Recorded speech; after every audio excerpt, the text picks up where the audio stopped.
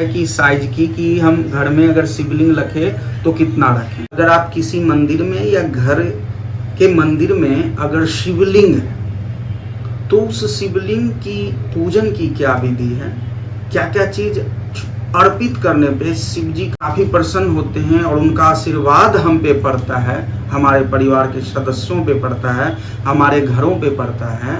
और वो क्या क्या छोटी छोटी चीजें हैं जो अगर हम कर लें तो हमारे जो पूजन है वो उसमें संपूर्णता आ जाती है और उस पूजन का समुचित फल हमारे जीवन पे पड़े। और सावन विशेष है क्योंकि 5 सोमवार और सोमवार से शुरू होकर सोमवार तक चल रहा है। ऐसा सावन हम खोजते थे बचपन से कि काश ऐसा होता कि सोमवार से शुरू होता सावन और सोमवार को खत्म होता। तो सावन के आगमन के साथ ही बहुत लोग चाहते हैं कि घर में शिवलिंग रखें। बहुत लोग चाहते हैं कि जो शिवलिंग है उसका क्या करें, और बहुत लोग शिवलिंग की पूजा करें। तो ये भी बता दीजिए कि इस सावन में, और सावन के सोमवार को सावन है तो उससे कितने दिन पहले से इसकी तैयारी शुरू करें, कौन कौन शिवलिंग घर में रख सकते हैं और जो पुराना है उसका क्या कर सकते हैं, वो थोड़ा बता दें। देखिए, अगर जिनके घर में किसी कारणवश थोड़े से भी दरार हो या शिवलिंग थोड़े से भी खंडित हो गए हों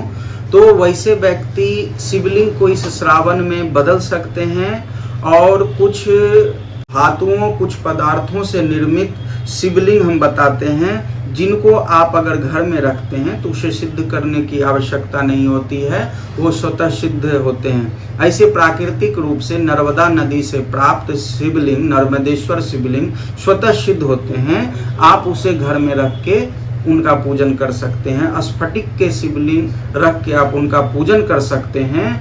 और पारद शिवलिंग का भी विशेष महत्व है। अगर वास्तविक पारद के शिवलिंग है तो उनका भी आप घर में स्थापना कर सकते हैं, रख सकते हैं। और ये जो स्फटिक हैं, नर्मदेश्वर हैं या पारद के शिवलिंग है, इन्हें कोई प्राण प्रतिष्ठा करने की आवश्यकता नहीं है, ये स्वतः सिद्ध होते हैं। आप सामान्य रूप से प्रतिदिन आप इनका उपचार करें, पूजन पाठ करें, उसका लाभ आपके जीवन पे इसका अवश्य पड़ता है।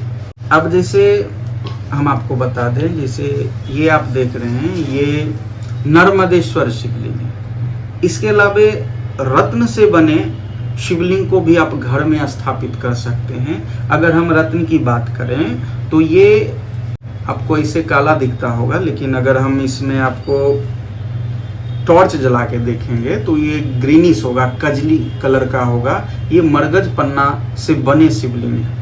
इसके अलावे आप स्फटिक का लिंगम का भी प्रयोग कर सकते हैं। इसमें अलग से अर्घा आपको खरीदने पड़ेंगे और उस पे आपको इस लिंग को स्थापित करना होगा।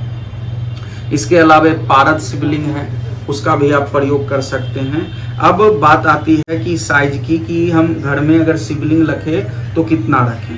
देखिए, इस अंगूठे का जो ये पर्व है, इस पर्व के हाइट से लेके 9 इंच तक के नीचे को, यानी 9 इंच तक के शिवलिंग को रख सकते हैं। अगर आप देखें तो इसका साइज आप देखिए तो ये जो अंगूठा है इस पर्व से बड़ा है।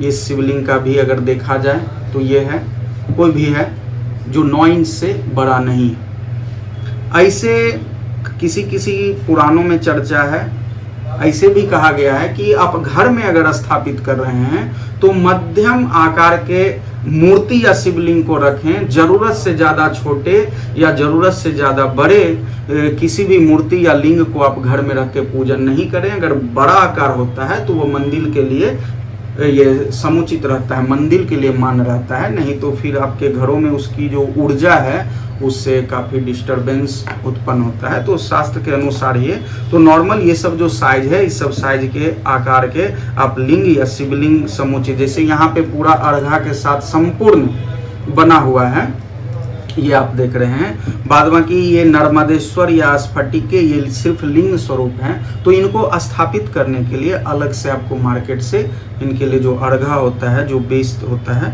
वो आपको खरीदनी पड़ता है। ज़्यादा बेहतर कौन सा होता है, नर्मदेश्वर, स्फटिक या फिर जो आप मरगज का बोल रहे हैं, वो कौन सा बेहतर होता है कि लोग घर में रखें? देखिए, अब भगवान है, अगर तुलनात्मक बात करें तो अच्छा नहीं होगा। नहीं होगा, क्योंकि देखिए मान्य सभी हैं, आप धातु सोना का, चांदी का, पारद का आप शिवलिंग रखें, रत्न का रखें, आप नीलम का, हीरा का, पन्ना का, पोखराज का, या रत्न हो या उपरत्न हो, कोई भी नेचुरल स्टोन अगर हैं तो उनसे निर्मित शिवलिंग को आप घर में रख सकते हैं। स्फटिक कुछ भी, नर्मदेश्वर शिवलिंग का आप तुलना करिएगा तो फिर, क्योंकि सब तो एक है। लेकिन नर्मदेश्वर शिवलिंग तो स्वयं सिद्ध है ना? हाँ, वो हम जो भी हैं जो स्वयं सिद्ध हैं, इसे सिद्ध करने की आवश्यकता नहीं है। वीडियो में हम बता चुके हैं। हाँ, जो इससे पहले बता चुके हैं। हाँ, इससे पहले हम बता चुके हैं जो कुछ ऐसे शिवलिंग हैं जो स्वतः सिद्ध हैं, आप आराम से उसे पूजन कर सकते हैं। तो मतलब कि अभी पहली सोमवारी के कितने दिन पहले ये सब तैयारी कर दे शुरू? एक दिन पहले आप कर लें, अगर आपके पास नहीं है तो वो ये आप पे डिपेंड करता इसको है। खरीदने का सही समय सब दिन है या फिर कोई विशेष दिन को खरीदना चाहिए? देखिए, अगर देखा जाए तो जितने भी ऊर्जा ब्रह्मांड है वो तो शिव के अनुसार ही चलते हैं, तो शिव के लिए समय बंधित नहीं है, समय बंधित नहीं, कोई बंधित नहीं। फिर भी आत्म संतुष्टि के लिए आप सोमवार के दिन खरीद सकते हैं। हाँ, गुरुवार के दिन, शुक्रवार के दिन आप खरीद सकते हैं, बुधवार के दिन भी खरीद सकते हैं, जिसमें सर्वोत्तम सोमवार है। तो आप किसी भी पंडित के सलाह के अनुसार अच्छे शुभ दिन में आप इस शिवलिंग को खरीदें और मन पवित्र करके, स्नान ध्यान करके और पूरे आस्था के साथ खरीदें और घर में लाके स्थापित करें। चलिए बाबा, आपने काफी महत्वपूर्ण बातें बताई है लोगों को, और मुझे लगता है कि लोगों को इसका लाभ मिलेगा और लोग इसका लाभ उठाएंगे। सावन के बारे में आपने बहुत अच्छा बात बताया, और सावन के बारे में जैसे आपने क्या बोला कि सोमवार से शुरू हो रहा है और सोमवार को ही समाप्त, और सोमवार 5 सोमवार इस बार। हाँ, 5 सोमवार, यानी कि रक्षाबंधन इस बार सोमवार को है। हाँ। चलिए, उसके लिए आभार, धन्यवाद। हर हर महादेव। ऐसे शिवलिंग को घर में स्थापित करना है या फिर पुराने शिवलिंग को क्या करना है, वो हमने इस वीडियो में बताने की कोशिश की है। उम्मीद है आपको ये वीडियो अच्छा लगा होगा। अच्छा लगा हो तो लाइक कीजिए, शेयर कीजिए, सब्सक्राइब कीजिए हमारे चैनल को। हम फिर मिलेंगे किसी और नए अपने के साथ। इंद्र सेन का प्यारा नमस्कार। जय भारत, जय बिहार, जय हिंद। आप सभी का दिन मंगलमय हो। और हाँ, अगर आप जुड़ना चाहते हैं, जानना चाहते हैं, बाबा से मिलना चाहते हैं, तो एड्रेस, मोबाइल नंबर सब नीचे डिस्क्रिप्शन में दिया हुआ है। आप आकर के उनसे मिल सकते हैं और अपनी परेशानियों को बता करके उसका समाधान भी पा सकते हैं। सावन में कुछ विशेष करना है, उसके लिए ये वीडियो पहले से ही बनाना शुरू कर दिए हैं। तो फिर मिलेंगे किसी और नए अपडेट के साथ। इनसे का जय भारत, जय बिहार, जय हिंद।